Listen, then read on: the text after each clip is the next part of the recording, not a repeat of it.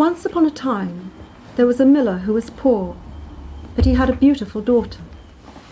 Now it happened he was talking with the king one time, and in order to make himself seem important, he said to the king, "I have a daughter who can spin straw into gold."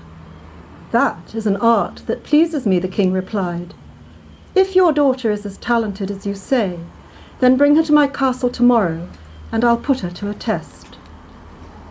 When the maiden was brought to him, he led her into a room that was filled with straw. There he gave her a spinning wheel and spindle and said, "Now get to work. If you don't spin this straw into gold by morning, then you must die." Then he locked the door himself, and she remained inside, all alone. The miller's poor daughter sat there feeling close to her wits' end, for she knew nothing about spinning straw into gold, and her fear grew greater and greater. When she began to weep, the door suddenly opened, and a little man entered. "Good evening, Mistress Miller. Why are you weeping so?" "Oh," answered the maiden, "I am supposed to spin straw into gold, and I don't know how." The little man then asked, "What will you give me if I spin it for you?" "My necklace," the maiden said. The little man took the necklace and sat down at the wheel, and whiz, whiz, whiz, 3 times round the spool was full. Then he inserted another one, and whiz, whiz, whiz, the second spool was full. And so it went until morning, when all the straw was spun, and all the spools were filled with gold. The king appeared right at sunrise, and when he saw the gold, he was surprised and pleased, but his heart grew even greedier. He locked the miller's daughter in another room that was even larger than the first, and ordered her to spin all the straw into gold if she valued her life. The maiden did not know what to do and began to weep. Once again the door opened, and the little man appeared and asked, "What will you give me if I spin straw into gold for you?" "Oh, the ring from my finger," answered the maiden. The little man took the ring, began to work away at the wheel again, and by morning he had spun all the straw into shining gold. The king was extremely pleased by the sight, but his lust for gold was still not satisfied.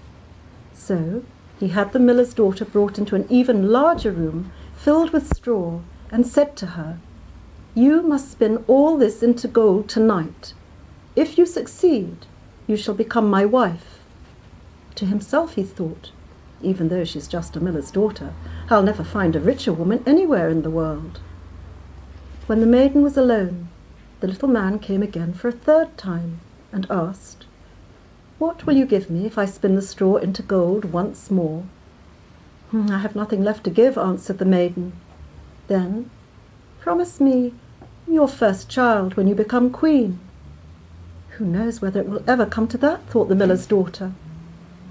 And since she knew no other way out of her predicament, she promised the little man what he had demanded. In return, the little man spun the straw into gold once again. When the king came in the morning and found everything as he had wished, he married her, and the beautiful miller's daughter became a queen. After a year, she gave birth to a beautiful child. The little man had disappeared from her mind, but now he suddenly appeared in her room and said, "Now give me what you promised me." The queen was horrified, and offered the little man all the treasures of the kingdom if he would let her keep her child. But the little man replied, "No, no, something living is more important to me than all the treasures in the world." Then the queen began to grieve and weep so much that the little man felt sorry for her. "I'll give you 3 days' time," he said. "If you can guess my name by the 3rd day, you shall keep your child." The queen spent the entire night trying to recall all the names she had ever heard. She also sent a messenger out into the country to inquire high and low what other names there were. On the following day, when the little man appeared, she began with Caspar, Melchior, Balza, and then repeated all the names she knew one after the other. But to all of them, the little man said, "That's not my name." The second day, she had her servants ask around in the neighbouring area what names people used. and she came up with the most unusual and strangest names when the little man appeared. "Is your name ribs of beef, or mutton chops, or laced leg?" But he always replied, "No, that's not my name."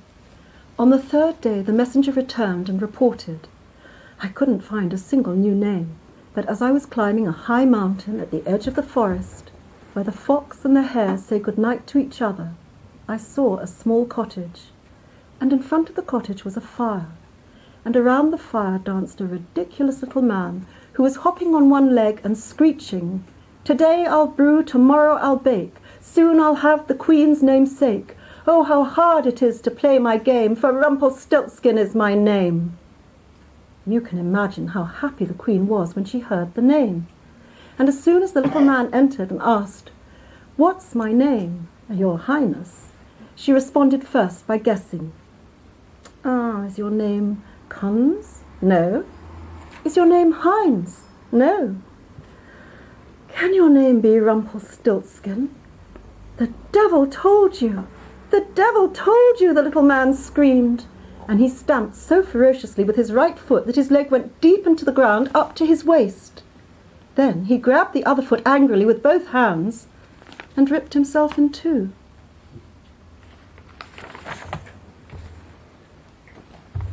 Just by way of introduction, that was Jane Haynes, Kate Newton, Catherine Crowther, and this talk has come out of about 2 years of work together, meeting occasionally and comparing our ideas about fairy stories. And we realised that we all came with different ideas at the beginning, and they have been altered by our conversations together. And this is very much a joint amalgam of all our thoughts. And we're each going to speak briefly in turn. Thank you, Catherine. Okay, I'm going to start. So, in wanting to be involved in this presentation, the first question I had to ask myself was, why do I continue to be fascinated by fairy tales? I can provide at least 3 answers. In fact, that was when we first started working. I could probably add to the list now, but maybe in the discussion. In fairyland, I would of course be granted 3 wishes. Firstly, they are the only art form that I can think of that accompanies throughout life. The fairy tale stays with us from infancy to old age. As small children, we listen to them, often just before sleep. Then we may play with them, imitate them, enact them, maybe even have fantasies of controlling the world through their magic emblems, such as the wand and magic beans. I imagine that the true ancestor of the domesticated wand must be Asclepius's staff with the snakes sinisterly coiled about it. Because of the shortness of their lives, restricted experience and memory, children will use stories not only to enter into dialogue with the past, as adults often do, but also with their futures. Favourite stories, which have to be told over and over again, become metaphors for the child's concerns, which are often secret, their own emotions, and their plans for their future lives.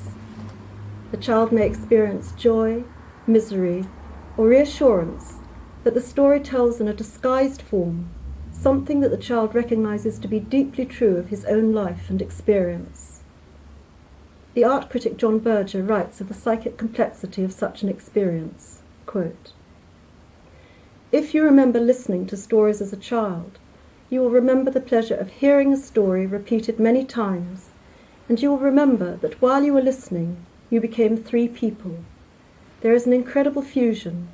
You become the storyteller, the protagonist, and you remember yourself listening to the story." End of quote.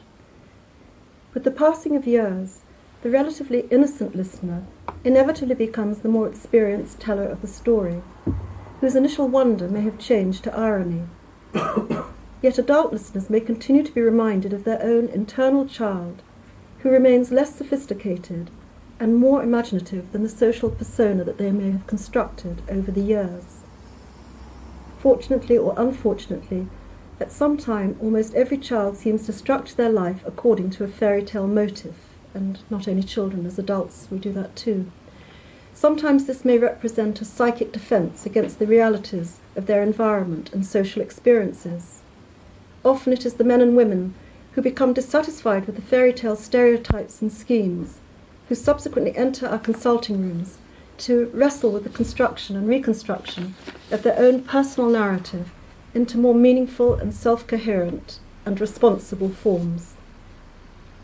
Post-Bowlby research in attachment theory has placed great importance on the way the individual uses language, narrative, and autobiographical coherence to organize, remember, and ultimately understand its experiences of separation and loss. When we reach adolescence, the tales may reverberate with new levels of meaning.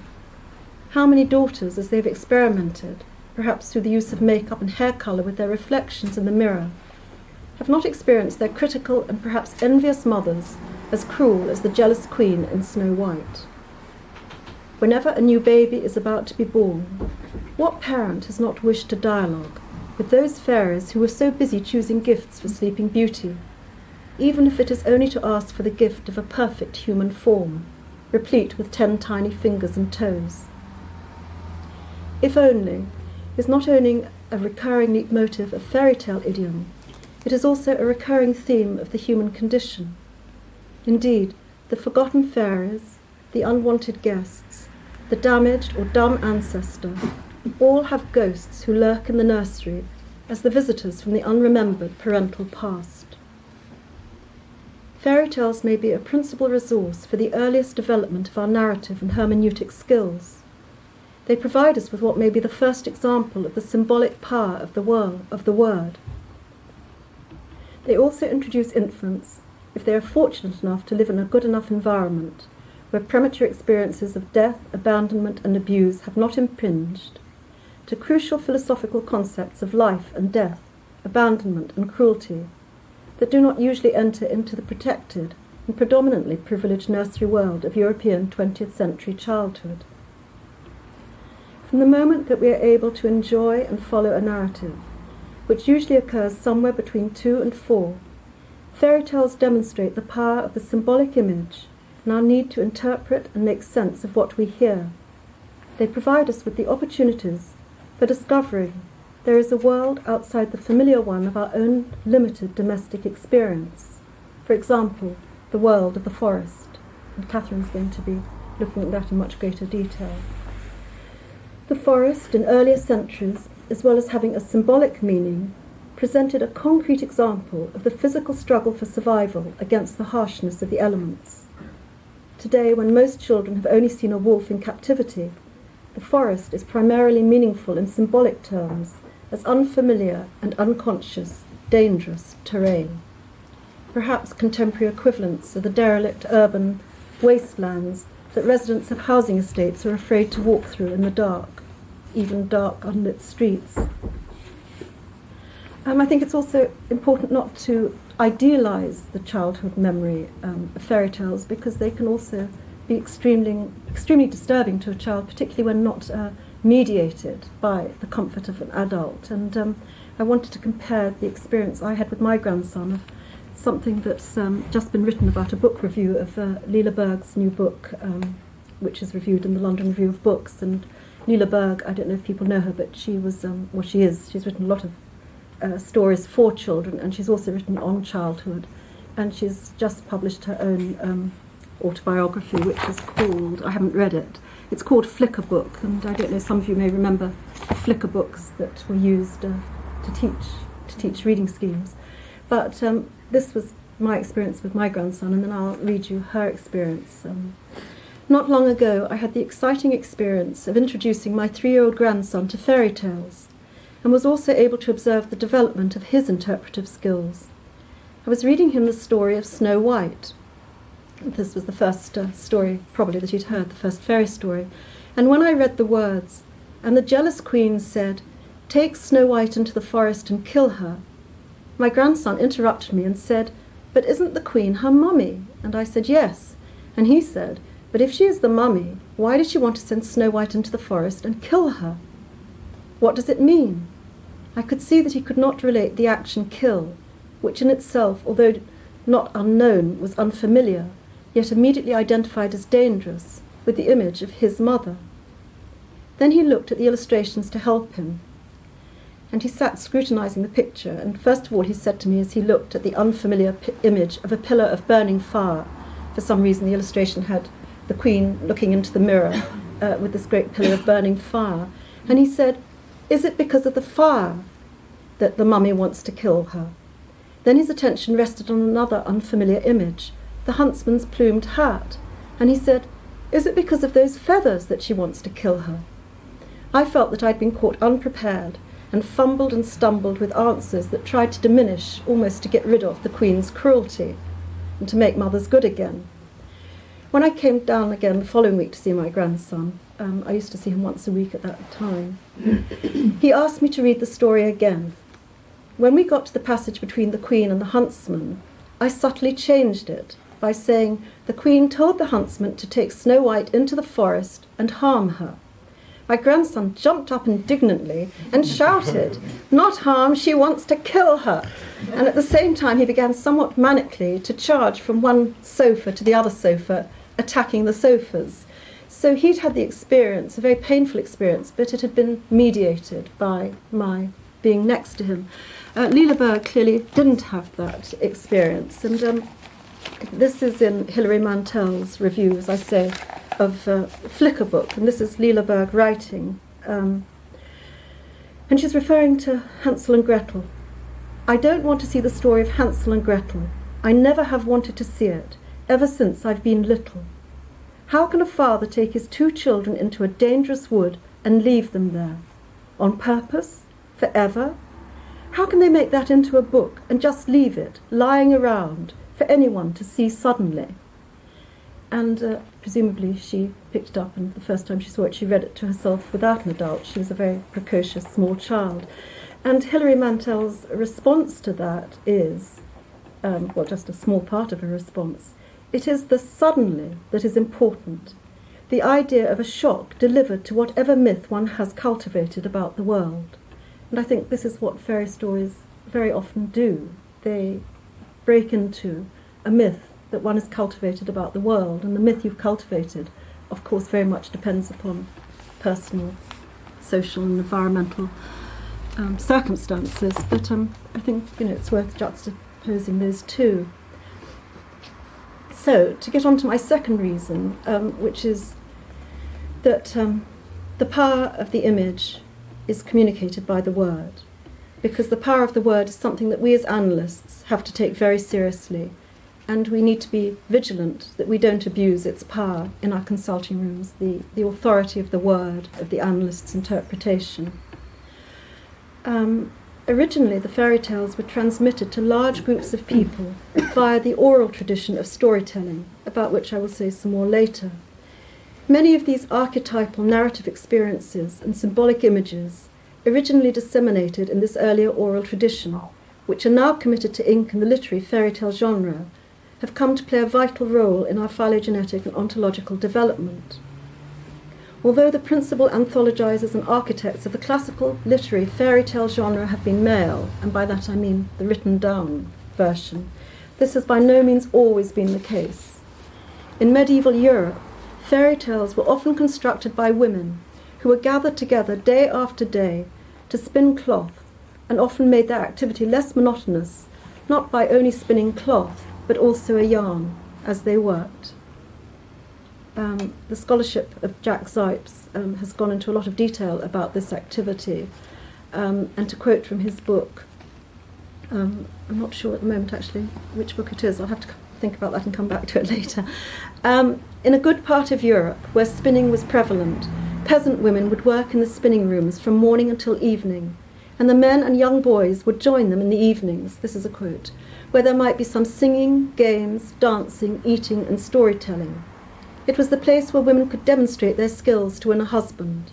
There is a great deal of evidence that from the late Middle Ages up to the beginning of the 19th century, that the spinning rooms were types of cultural or social centres, and that tales were exchanged by women to pass the time of day. End of quote. And to come to my third reason is that despite fond memories, first as a child, then parent, and lastly grandparent, of having used the tales for comfort, entertainment, and as a model for my first intimations that there is another world elsewhere, many less familiar fairy tales, some of which are too cruel to be anthologized for children, and therefore less embellished by the Grimm's editing, are often about abandonment and survival in a harsh and antagonistic world where very little may actually turn out all right. There aren't happy endings to many of the fairy tales anthologized by Grimm's, and where, like Analysis, there is no place for false or polite reassurance. Tales such as The Juniper Tree and Fitch's Bird contain all the ingredients for adult nightmares. Such tales are in contrast to the familiar tales of the Brothers Grimm, as opposed to the unfamiliar tales, which often contain narratives of child abuse and cruelty, which they believed were too harsh for children to bear, unless they were embellished with Christian ideas of salvation, a sense of utopian hope and justice. And in fact, Hansel and Gretel is a tale which has been greatly embellished by the Brothers Grimm, and there's all sorts of, in their view, sort of consoling imagery and Christian iconography that has been brought into the tale and embellished it from the original. And if you're interested, you can compare the earlier manuscripts with the later one. Again, I can provide you with the dates later if you're interested.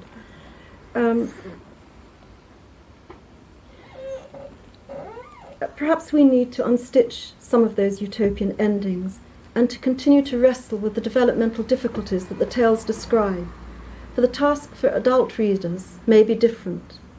One of the goals of individuation is to learn to endure the slings and arrows of outrageous infortune, to endure the intolerable, and to speak the unspeakable, whereby ultimately we may reach a depressive position whose state of being is, to me at least, unforgettably described by Bob Hobson's perception that growing up is a matter of learning how to mourn and of loving with loss.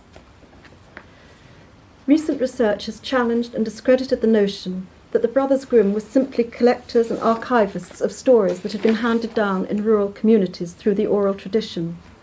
They wanted to preserve, contain, and present to the German public what they believed to be profound truths about the origins of German culture and European civilization. Indeed, they saw the childhood of humankind as embedded in customs that Germans had cultivated. What made for good economy in the house was selected by the Christian church and bourgeois class to legitimize particular interests. We now know that the Grimms collected their tales from different sources, including versions recited by various aristocratic women who had collected the tales from their servants. After the publication of the first editions in 1812 and 1815, so you would have to look at an 1812 or 1815 manuscript if you wanted to, and compare that with the anthologies that we now have. The Grimms were advised by literary scholars that if they wanted their tales to appeal to an audience other than scholars, they should alter their style to appeal to children. To quote Jack Sipes, they eliminated erotic and sexual elements that might be too offensive to middle-class morality, added numerous Christian expressions and references, emphasized specific role models for male and female protagonists according to the dominant patriarchal code of the time, and endowed many of the tales with a homey flavour by using diminutives and quaint expressions. They regarded the tales as an educational manual. This was in complete contrast to their French predecessor Perrault, the French anthologizer whose work had been a great influence on the Brothers Grimm. And Catherine will later on introduce you to a Perrault version and a Grimm's version of the same tale, which will make it clearer what I'm talking about. Not only did the Grimms alter the style of these tales in order to cultivate their ideas of a bourgeois and hierarchical society, they also transferred onto them many of their own unconscious fears, betrayals, and longings, which related to the traumatic biographical details of their own lives. They were reluctant to attribute evil doings to parental figures, particularly the mother, whom they frequently changed into a stepmother. However, there were some oral tales which featured stepmothers. Marina Warner, in her study of fairy tales from Blonde to the Beast, has an interesting discussion about the sociological presence and importance of stepmothers in pre-industrial society, where so many mothers actually died in childbirth. Equally important is the fact that many tales symbolize the dual aspect of the mother archetype. The Grimm's actual childhood was almost Eden-like, but changed dramatically when their father died, when Jacob, the eldest brother, was 11 years old. Their beloved grandfather and protector was to die 2 years later. This meant that the brothers had to educate themselves or get educated without sponsorship, and they were frequently ostracized as a result. It has been suggested that these and other such traumatic experiences may result in subtle editorial changes to their texts, as they tried, through their work, to restore a sense of social order and justice. Jacob, in a letter to Wilhelm, is able to speak in private of his more primitive longings and disturbance.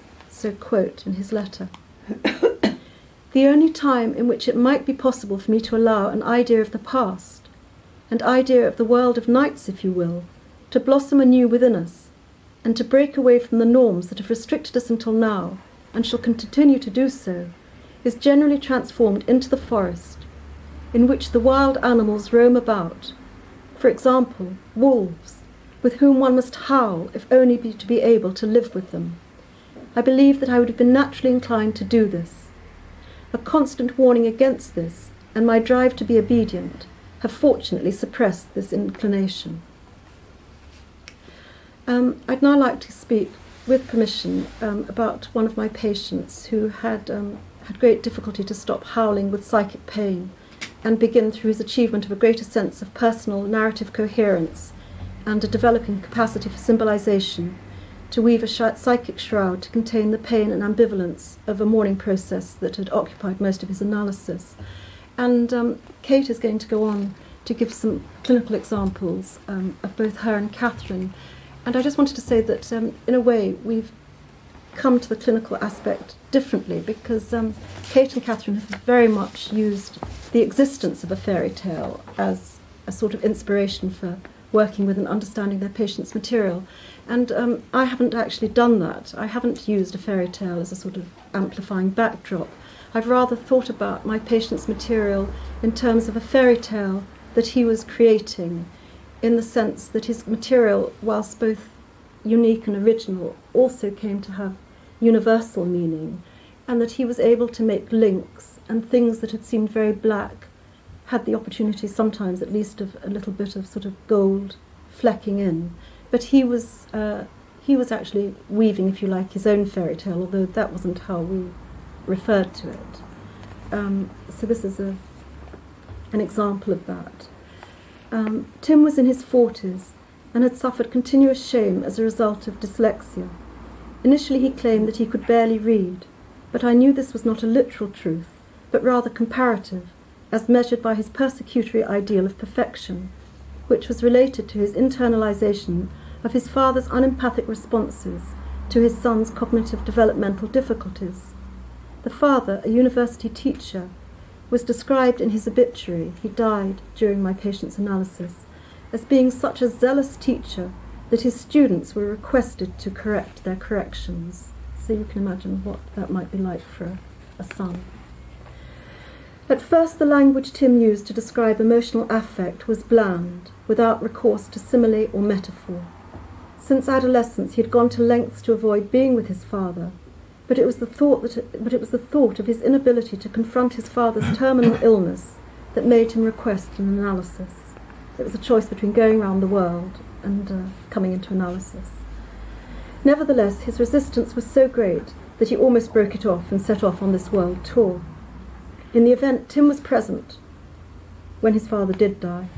Much, much later, I was to be told that the moments of his father's death was accompanied by very disturbing jerks of his father's limbs on the right-hand side of his body and a violent oral hemorrhage. Tim was at his bedside. He struggled to share the narrative of his father's death with me. Eventually he managed to describe this hemorrhage in images which included a description of the gurgling blood cascading out of his father's mouth, and Tim's surprise, and being surprised that he could even be surprised that the blood was so red. 4 years later, Tim still habitually assumes a position on the couch related to this event, whereby his right arm is maintained at the risk of great discomfort in a folded position underneath his head. At times he loses all feeling and frequently gets up with pins and needles in that arm, but his fear is that it will start involuntarily jerking in the session as he had witnessed his father's. Until recently he continued to be haunted by a dream of his father's imagined post-mortem, where he was forced to watch his father's organs billowing out onto the dissection table. Recently, Tim arrived for an early morning session, and the numinous content and cohesive quality of his language took me by surprise, although there had been a development. This was 2 or 3 years on. He described how he was driving over the heath on his way, and he was delayed by a traffic jam. He witnessed the sun break out over the land and felt overwhelmed by energy and light. By association, he went on to tell me that he had just finished decorating a room in his new house yellow. But he also told me it was not any sort of yellow, not the sort of yellow that you could find on a colour chart. He described it as an exquisite shade of a type of Persian distemper that he had searched all over London to find. He told me that he had entered the room very early that morning, before he'd left, and he couldn't believe how beautiful he had made it. Quote, "You see, I painted it white, and then I rubbed it all over with this yellow fine powder paint. I renovated every detail of the room. I scraped every remnant of dirt away from the little cast-iron fireplace, and there happened to be engraved sunflowers underneath. This morning, the early sun was streaming into that room, and it was flooded with beauty. I was aware that the sun hits your room just as it hits mine." Then he confided that he was starting to have competitive thoughts about our rooms, his room and mine, and I encouraged him in that sort of meditation about the rooms. Our latest theme has been about psychological change, and I allude to this in the way that this is being resonated in his compelling descriptions of change in his room, in his environment, and he responds by saying, "But there is more change than you are aware of. When we moved into the house, the roof had been neglected. There were holes in the ceiling of this room, and somehow pigeons had found their way into it. The house was derelict when they brought it." Whether this narrative is true or not didn't really concern me, but this is how he experienced it. Pigeons had found their way into it. I cleared out 6 black bags of dead pigeons. It was extraordinary that they didn't smell. They had been frozen. As I put my hands into the rafts, I put it right through a pigeon's empty eye socket into his skull. I was listening and carrying on my own meditation, and then I said, "Are there," I now wondered rather aloud, "such things as pigeon cemeteries?" Tim continued his narrative. "Yes, I was also thinking about the alleged elephant burial grounds. Although I did not say anything, I was now thinking about the death of Tim's father. I had, in fact, had that in mind all the way through. Tim spent the remaining session time mourning his father in a private way. I was moved by the story that Tim had created and shared, which still remains gold-leaf illuminated in my own psyche, and which contains many fairy tale elements: light and dark, life and death, mysterious happenings, unknown lands, precious substances, and transitional space. But unlike the fairy tale, where there may be an inauthentic reconciliation of the opposites, which does not give birth to a new state of creative conflict, I now felt that Tim, in relationship to his father, his dead father, and in his own increasing sense of self-coherence, had entered a new threshold of the depressive position. Now, within the interrelational world of the analysis, he was able to begin to reconstruct his fragmented and disorganized internal representations. To return to Hobson's words, he could now begin to live and love with the knowledge of loss and failure. So that's where I'm going to end, and thank you very much, Kate. Now let Kate have tact. Well, as you've heard from Jane, fairy tales symbolise basic archetypal motifs in our psyche, which get clothed in the cultural patterns in which they occur, and they're adapted by the teller, who has his own conscious and unconscious aims. Von Franz refers to them as Rorschach tests, and we resonate to them in different ways at different times in our lives.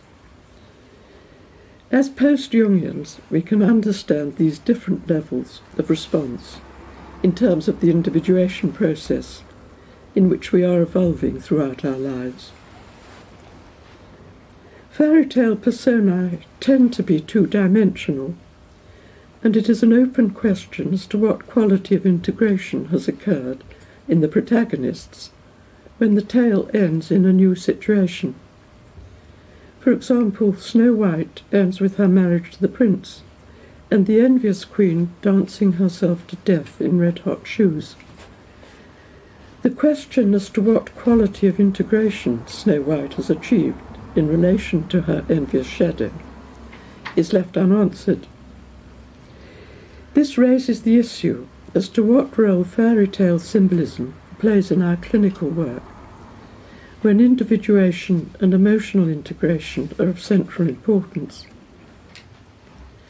Given the mainly two-dimensional quality in fairy tale personae, can the therapeutic relationship promote a three-dimensional experience?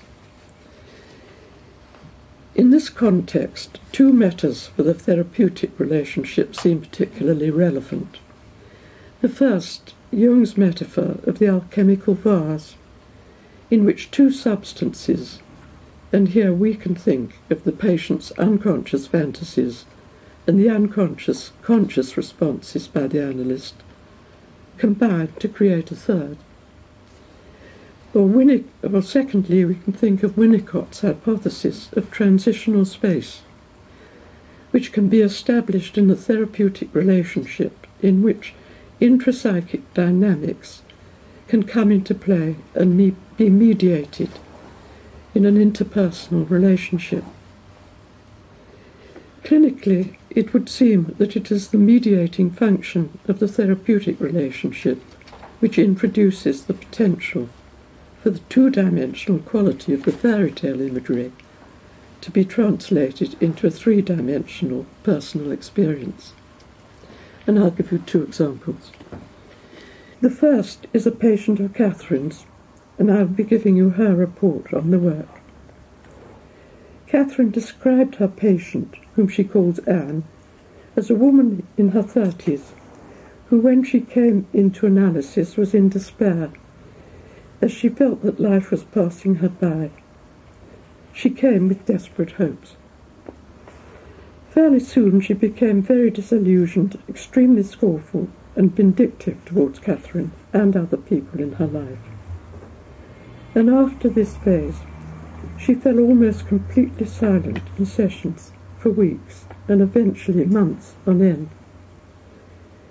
She lay rigid and still on the couch, staring at the ceiling or with her eyes closed, making as little response as possible to any commentary Catherine could make on their predicament together. Catherine found that her interpretations, either in terms of Anne's hurt, fear and hopelessness, or in terms of her envy, revenge and destructiveness, got nowhere. Alternatively, Catherine felt that remaining silent and waiting also had a despairing, deadening quality. Anne's silences seemed to be an all-out defence of the self.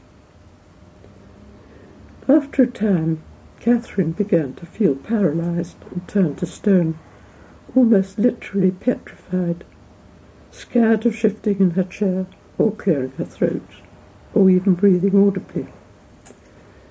Her voice emerged with squeaky stutters if she tried to speak, and she felt quite dislocated from her usual self-awareness.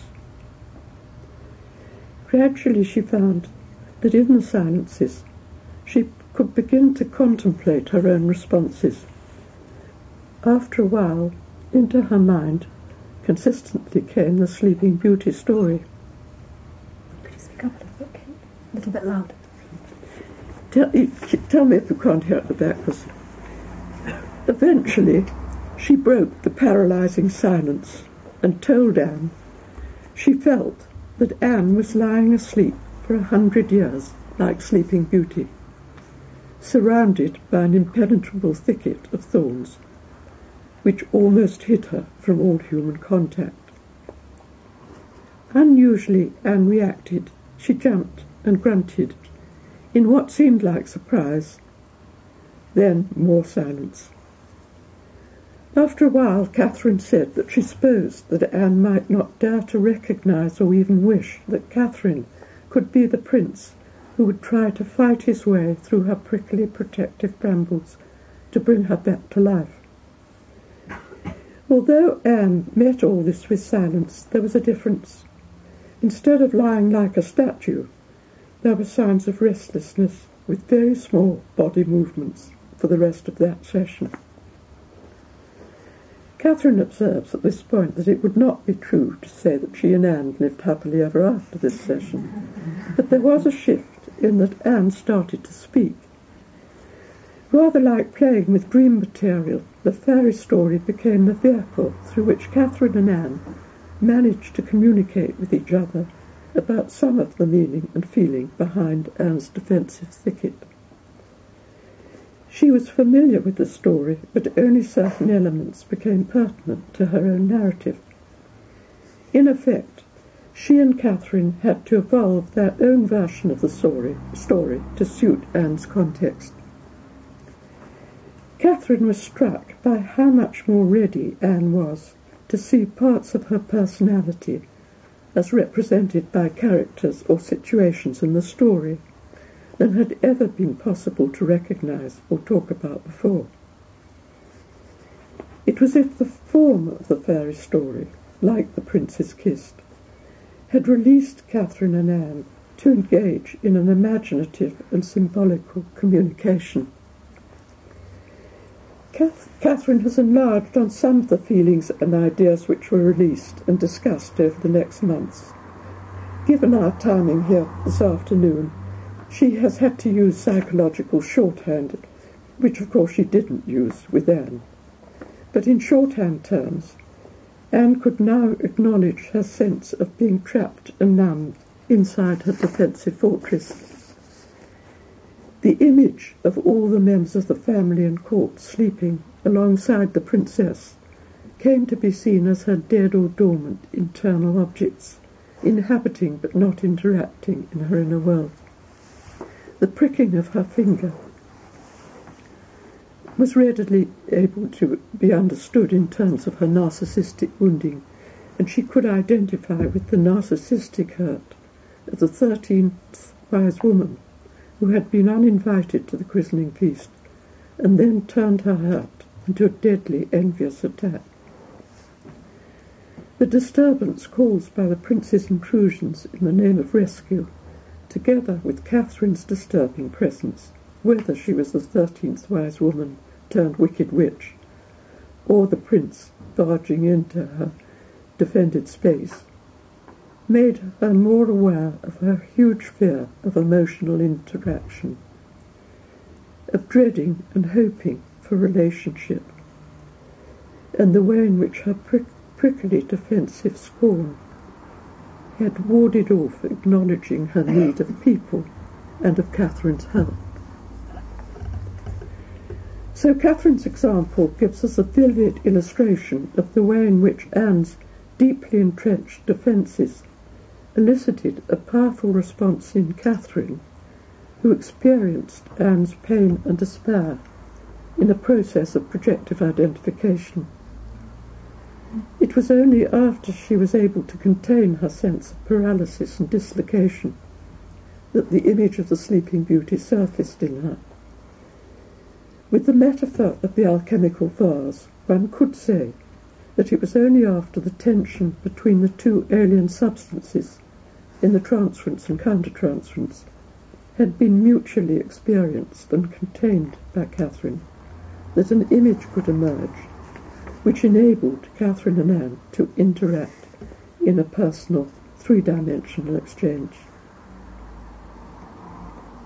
I'll now go on to give you a very condensed account of my work with a patient whom I will call Joan. Here Rumpelstiltskin was a key image. Joan was a single woman in her mid-30s, successful in her profession, and she came into analysis because of a broken love affair. Very briefly, Joan's view of her parents' marriage was of an unequal partnership. Her mother idealised her father, who in turn denigrated her mother, and again, in Joan's view, showed signs of being disgusted by her mother's body. It seems that her mother was out of reach when she was a baby, and she turned to a substitute idealised dependency relationship with her father, whose approval was a matter of life and death. So here we have a family pattern set up, which is similar to that of Rumpelstiltskin in that there was no mention of the mother in that story at all. It was just the father and daughter. In the therapeutic relationship, I started by being a stand-in for her father. To Joan, I was an austere woman, that is, relatively disembodied, to whom she was a good daughter. The material she brought was controlled and controlling, and here, like Catherine's patient, one could think of a defensive structure which split her off from her emotional spontaneity.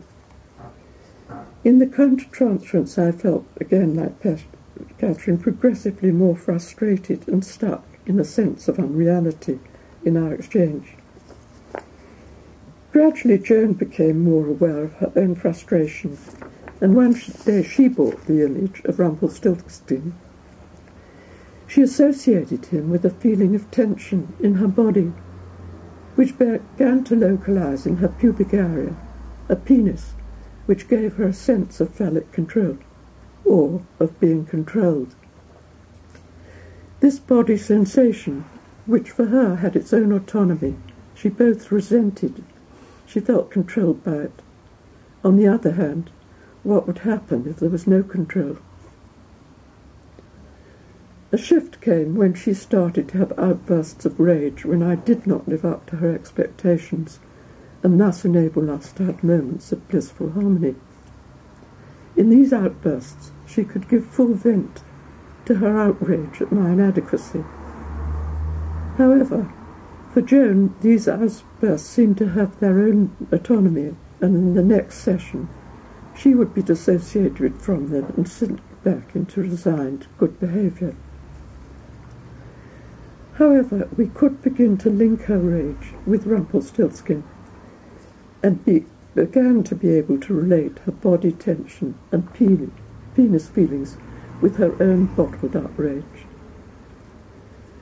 Rumpelstiltskin's narcissistic rage, when he could not have the baby, was a vivid parallel to her own narcissistic pain and rage when she could not have an all-good relationship with me.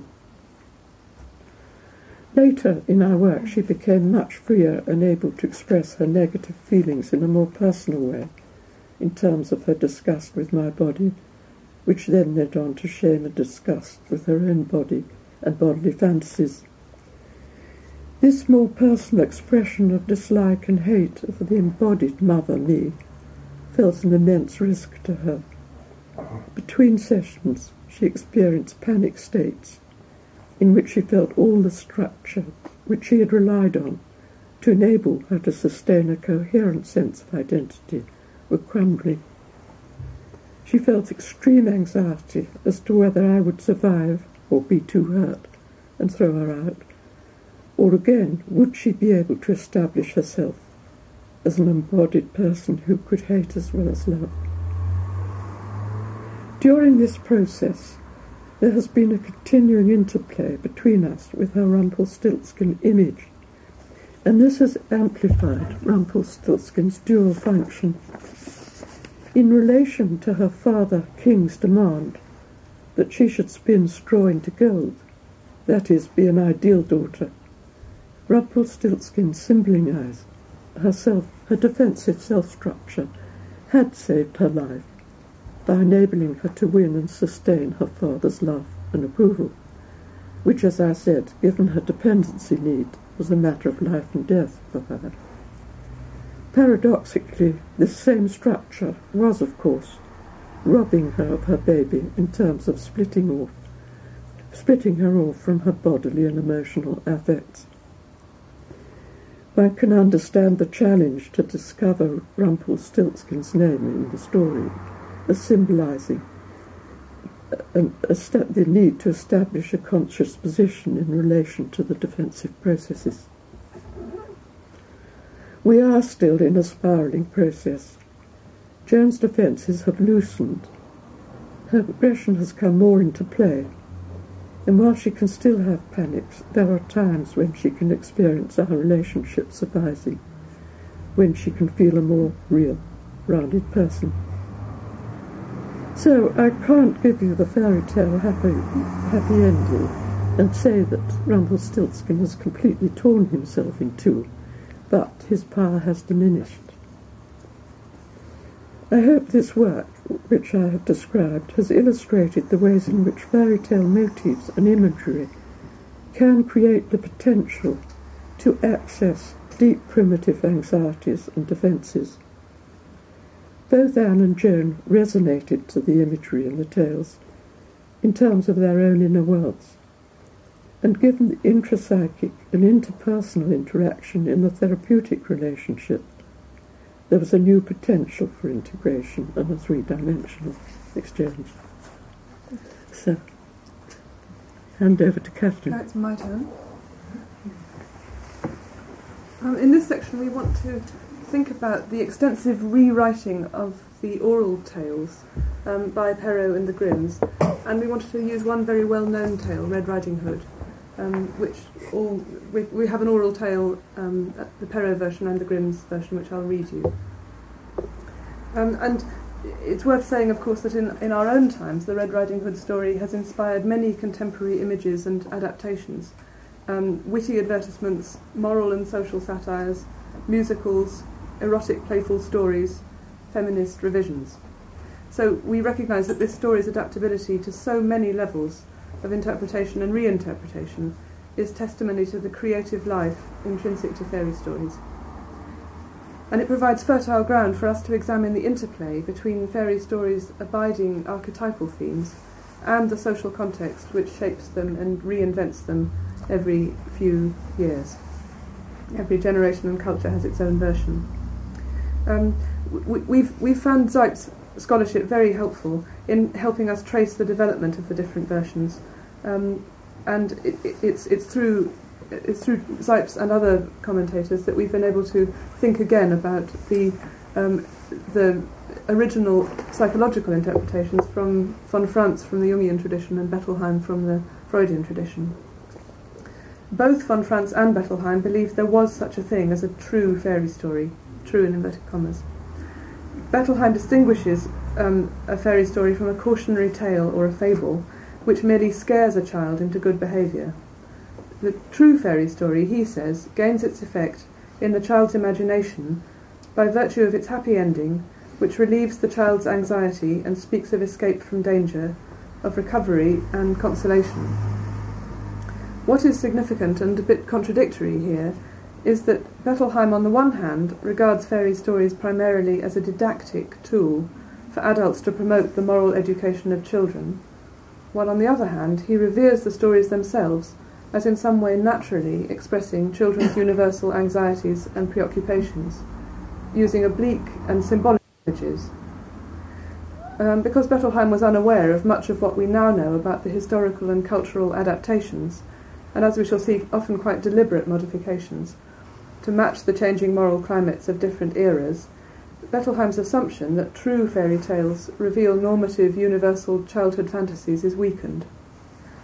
Because he was embedded in his own era's devotion to Freud, he saw predominantly Oedipal material in the tales he studied, and his interpretations, like anyone else's, as Kate said, can be seen as cultural and personal Rorschach.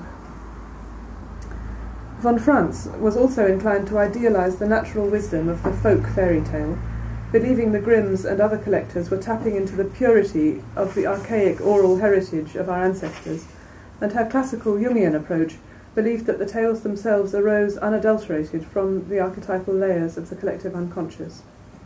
This is a quote from von Franz. "Fairy tales are the purest and simplest expression of the collective unconscious psychic processes.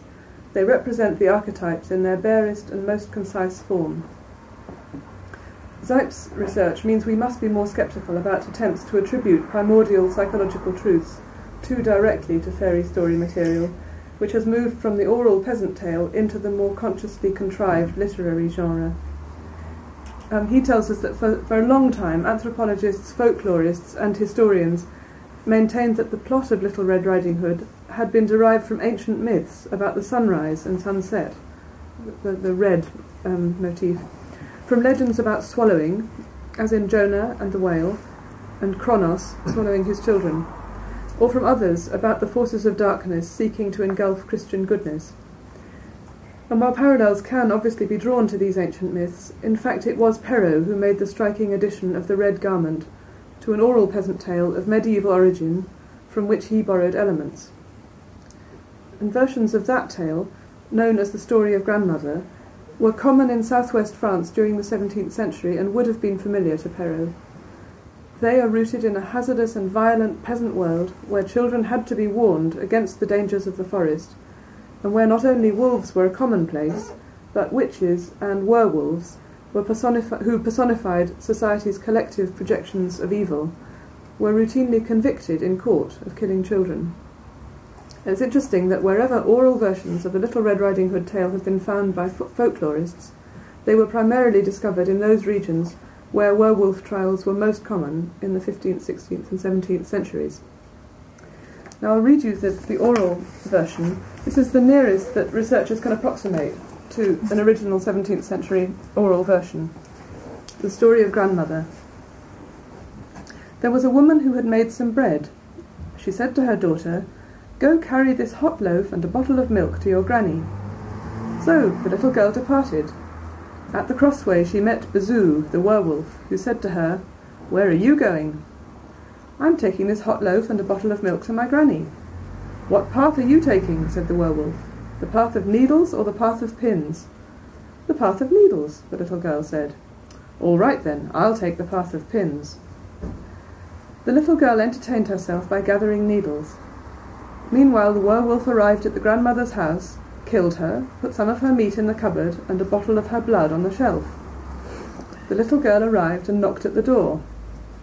"Push the door," said the werewolf. "It's barred by a piece of wet straw." "Good day, Granny. I've brought you a hot loaf of bread and a bottle of milk." "Put it in the cupboard, my child. Take some of the meat which is inside and the bottle of wine on the shelf."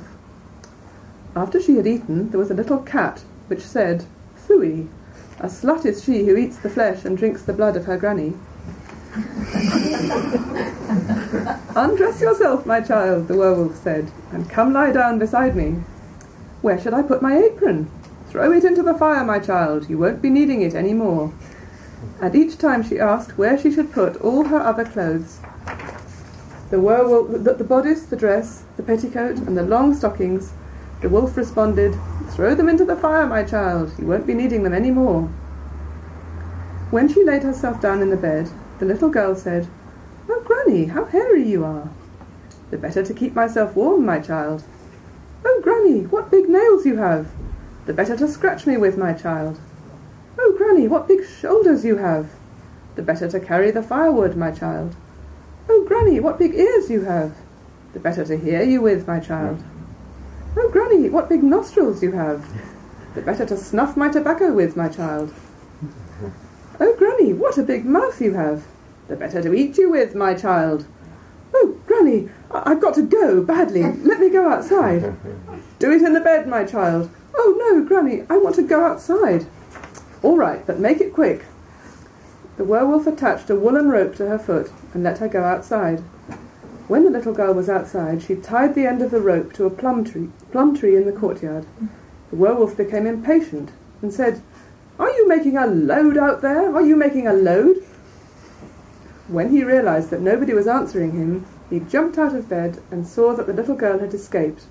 He followed her, but arrived at her house just at the moment she entered. And this ending surprises us, brought up with the later literary accounts, which have sanitized the earthy denouement. Here it's the little girl's own resourcefulness and shrewd use of her body that resolves the story. And Zipes notes that folk fairy tales had predominantly happy endings. Abrupt endings, with the heroine's death, were either from the literary tradition or of another quite distinct type within the oral tradition, moral tales designed to teach an explicit lesson. So Charles Perrault wrote for the court of Versailles at the very end of the 17th century, and his audience was primarily adult and aristocratic. A comparison with the oral tale is revealing. Perrault transforms the canny peasant girl into a superlatively pretty, well-dressed innocent, whom we are told is doted upon by her mother, and especially by her grandmother, who supplied the Red Hood, and thus her famous name. Now here she is. This is Perrault. Little Red Riding Hood. Once upon a time there was a little village girl, the prettiest that had ever been seen. Her mother doted on her, and her grandmother even more. This good woman made her a little red hood which suited her so well that she was called Little Red Riding Hood wherever she went. One day, after her mother had baked some biscuits, she said to Little Red Riding Hood, "Go see how your grandmother is feeling, for I have heard that she is sick. Take her some biscuits and this small pot of butter." Little Red Riding Hood departed at once to visit her grandmother, who lived in another village. In passing through a wood she met old neighbour Wolf, who had a great desire to eat her. But he did not dare because of some woodcutters who were in the forest. He asked her where she was going. The poor child, who did not know that it is dangerous to stop and listen to a wolf, said to him, "I'm going to see my grandmother, and I'm bringing some biscuits with a small pot of butter which my mother has sent her." "Does she live far from here?" asked the wolf. "Oh yes," said Little Red Riding Hood. "You must pass the mill, which you can see right over there, and hers is the first house in the village." "Well then," said the wolf, "I want to go and see her too. I'll take this path here, and you take that path there, and we'll see who'll get there first." The wolf began to run as fast as he could on the path which was shorter, and the little girl took the longest path, and she enjoyed herself by gathering nuts, running after butterflies, and making bouquets of small flowers which she found. It did not take the wolf long to arrive at the grandmother's house. He knocked, tock tock. "Who's there?" "It's your granddaughter, Little Red Riding Hood," said the wolf, disguising his voice. "I've brought you some biscuits and a little pot of butter which my mother has sent you." The good grandmother, who was in her bed because she was not feeling well, cried out to him, "Pull the bobbin and the latch will fall." The wolf pulled the bobbin and the door opened. He threw himself upon the good woman and devoured her quicker than a wink, for it had been more than 3 days since he had last eaten. After that he closed the door and lay down in the grandmother's bed to wait for Little Red Riding Hood, who after a while came knocking at the door. Tock tock. "Who's there?" When she heard the gruff voice of the wolf, Little Red Riding Hood was scared at first, but believing that her grandmother had a cold, she responded, "It's your granddaughter, Little Red Riding Hood. I've brought you some biscuits and a little pot of butter which my mother has sent you." The wolf softened his voice and cried out to her, "Pull the bobbin and the latch will fall." Little Red Riding Hood pulled the bobbin and the door opened. Upon seeing her enter, the wolf hid himself under the bedcovers and said to her, "Put the biscuits and the pot of butter on the bin and come lie down beside me." Little Red Riding Hood undressed and went to get into bed, where she was quite astonished to see the way her grandmother was dressed in her nightgown. She said to her, "What big arms you have, grandmother! The better to hug you with, my child. What big legs you have, grandmother! The better to run with, my child. What big ears you have, grandmother! The better to hear you with, my child. What big eyes you have, grandmother! The better to see you with, my child. What big teeth you have, grandmother! The better to eat you." And upon saying these words, the wicked wolf threw himself upon Little Red Riding Hood and ate her up. Now there's an extra verse moralité which Perrault has appended. One sees here that young children, especially young girls, pretty, well brought up and gentle, should never listen to anyone who happens by, and if this occurs, it is not so strange when the wolf should eat them. I say the wolf, for all wolves are not of the same kind. There are some with winning ways, not loud, not bitter or angry, who are tame, good-natured and pleasant, and follow young ladies right into their homes, right into their alcoves. But alas for those who do not know that of all the wolves, the docile ones are those who are most dangerous.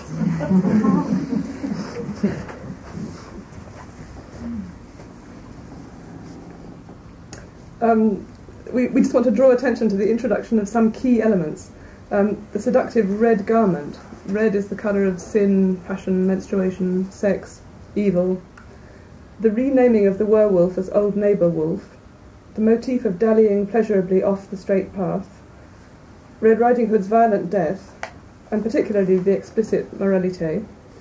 With these, the message of Perrault's story becomes a cautionary one of warning and punishment, leaving little to the imagination of the reader.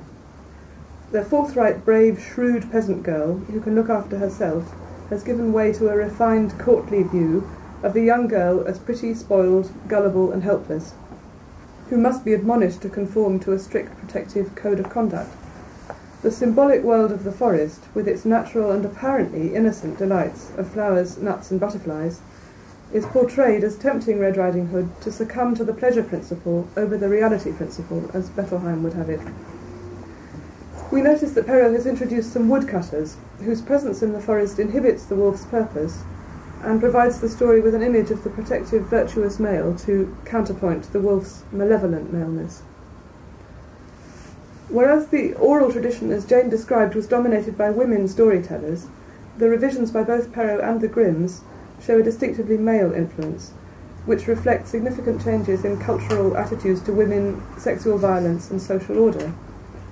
It's important to note that Perrault was writing in a 17th century cultural climate in which childhood was increasingly recognised as a distinct phase of growth, which provided the base for the future development of individual character. And his popular stories reinforced the male-dominated establishment of norms for an ordered society, specifically here behavioural injunctions against the uninhibited inclinations of the child. A century after Perrault, the Grimms drew heavily on his story for their retelling of it as Little Red Cap, but their revisions are again revealing, and theirs is the preferred version which has come down to us in most of the modern anthologies. This is the most familiar version. This is the Grimms, Little Red Cap. Once upon a time there was a sweet little maiden. Whoever laid eyes upon her could not help but love her, but it was her grandmother who loved her most. She could never give the child enough. One time she made her a present, a small red velvet cap, and since it was so becoming, the girl always wanted to wear only this, so she was simply called Little Red Cap. One day her mother said to her, "Come, Little Red Cap, take this piece of cake and bottle of wine and bring them to your grandmother. She is sick and weak. This will strengthen her. Be nice and good, and give her my regards. Don't tarry on your way, and don't stray from the path, otherwise you'll fall and break the glass. Then your sick grandmother will get nothing." Little Red Cap promised her mother to be very obedient. Well, the grandmother lived out in the woods, half an hour from the village, and as soon as Little Red Cap entered the woods, she encountered the wolf. However, Little Red Cap did not know what a wicked sort of an animal he was, and was not afraid of him. "Good day, Little Red Cap." "Thank you kindly, Wolf." "Where are you going so early, Little Red Cap?" "To grandmother's." "What are you carrying under your apron?" "My grandmother is sick and weak, so I'm bringing her cake and wine. We baked yesterday, and this will strengthen her." "Where does your grandmother live, Little Red Cap?" "Another quarter of an hour from here, in the woods. Her house is under the 3 big oaks. You can tell it by the hazel bushes," said Little Red Cap. The wolf thought to himself, "This is a good juicy morsel for me. How are you going to manage to get her?" "Listen, Little Red Cap," he said, "have you seen the pretty flowers which are in the woods? Why don't you look around you? I believe that you haven't even noticed how lovely the birds are singing. You march along as if you were going straight to school in the village, and it's so delightful out here in the woods." Little Red Cap looked around and saw how the sun had broken through the trees, and everything around her was filled with beautiful flowers. So she thought to herself, "Well, if I were to bring to grandmother a bunch of flowers, she would like that. It's still early, and I'll arrive on time." So she plunged into the woods and looked for flowers, and each time she plucked one, she believed she saw another one even prettier, and ran after it further and further into the woods. But the wolf went straight to the grandmother's house and knocked at the door. "Who's there outside?" "Little Red Cap, I'm bringing you cake and wine. Open up." "Just lift the latch," the grandmother called. "I'm too weak and can't get up." The wolf lifted the latch and the door sprung open. Then he went straight inside to the grandmother's bed and swallowed her. Next he took her clothes, put them on with her nightcap, lay down in her bed and drew the curtains. Little Red Cap had been running around after flowers, and only when she had as many as she could carry did she continue on her way to her grandmother. Upon arriving there she found the door open. This puzzled her, and as she entered the room it seemed so strange inside that she thought, oh, my God, how frightened I feel today, and usually I like to be at grandmother's." Whereupon she went to the bed and drew back the curtains. Her grandmother lay there with her cap pulled down over her face so that it gave her a strange appearance. "Oh, grandmother, what big ears you have!" the better to hear you with. Oh, grandmother, what big eyes you have, the better to see you with. Oh, grandmother, what big hands you have, the better to grab you with. Oh, grandmother, what a terrible big mouth you have, the better to eat you with. With that, the wolf jumped out of bed, leapt on Little Red Cap and swallowed her. After the wolf had digested the juicy morsel, he lay down in bed again, fell asleep, and began to snore very loudly. The hunter happened to be passing by, and wondered to himself about the old lady's snoring. You had better take a look. Then he went inside, and when he came to the bed, he found the wolf whom he had been hunting for a long time. He had certainly eaten the grandmother. Perhaps she can still be saved. I won't shoot, thought the hunter. Then he took a shearing knife and slit the wolf's belly open, and after he had made a couple of cuts, he saw the glowing red cap, and after he made a few more cuts, the girl jumped out and cried, "Oh, how frightened I was! It was so dark in the wolf's body." And then the grandmother came out alive. So now Little Red Cap fetched large heavy stones with which they filled the wolf's body, and when he awoke he wanted to jump up, but the stones were so heavy that he fell down dead. So all three were pleased. The hunter skimmed the fur from the wolf, the grandmother ate the cake and drank the wine that Little Red Cap had brought, and Little Red Cap thought to herself, "Never again in your life will you stray by yourself into the woods when your mother has forbidden it." We're getting short of time. I mean, there are very many ways of listening to this story, and I won't go through the differences which the Grimms have introduced, but they certainly underline the moral direction. They've even built on top of Perrault's, and they're less savage. They have a happy restorative ending with the redeeming male hunter, and there's much more emphasis on the girl's disobedience against her mother's warning against straying off the straight path of moral order. Just in conclusion, what we want to emphasise is that although it is important and informative to gain this historical perspective on the cultural influences which shaped the rewriting of the tales, it is very telling that this knowledge does little to dampen our enthusiasm for the story. Red Riding Hood is apparently the fairy story which has maintained its hold most consistently over the popular imagination up to the present day. We were quite interested to speculate why, since it is one of the more domestic, least mysterious of the Grimm's tales, whereas we're inclined to think of fairy tales working their power on us beneath the surface in a less conscious way.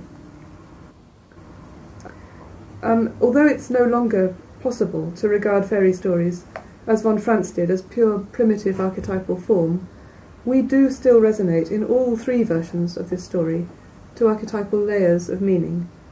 Both the forest and the wolf are ancient and powerful symbols which still compel fear and fascination, as representatives of the human wild side, of the unknown wilderness. And the layers nearest the surface retain their direct relevance to Western culture.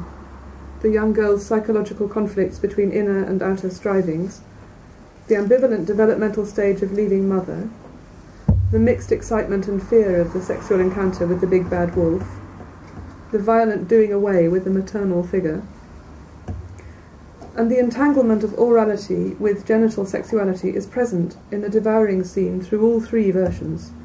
But the cannibalism of the earliest version, with the young girl eating the grandmother or mother's flesh and drinking her blood, points to a primitive depiction of infantile oral aggression which has got lost from the later civilizing versions. So these are only some of the symbolic themes evoked by the Red Riding Hood story, but they do, for us, reveal the survival and universal appeal of archetypal material, still posing us unresolved questions, even through the literary contrived versions. Thank you. Thank you, Kath.